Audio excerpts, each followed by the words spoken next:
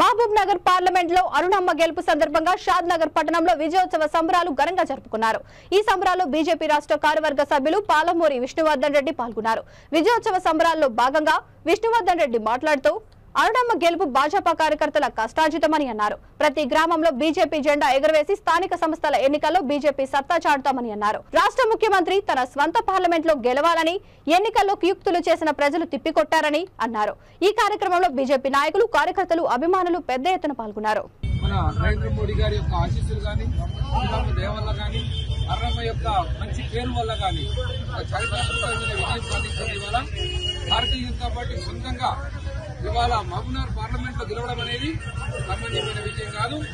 ఎన్నో కుతంత్రాలు ఇక్కడ స్థానికంగా ఉన్న ముఖ్యమంత్రి ఎంతో దబావం పెట్టి ఎంతో ప్రజల్ని వాళ్ళని భయభ్రాంతులకు గురి చేసి లీడర్లని ధన ప్రవాహము, డబ్బు, మద్యము ఎన్ని ఉన్నా గానీ ప్రజలు వాళ్ళ గుట్టల్లో పెట్టుకుని ఇలా అన్నమ్మని గెలిపించడం జరిగింది। చారిత్రాత్మకమైన విజయం।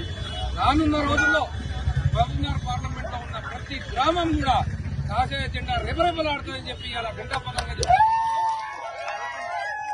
దాంట్లో శాసనగర్ నియోజకవర్గ కార్యకర్తలు వాళ్ళ యొక్క గణనీయమైన పాత్ర ఉంది।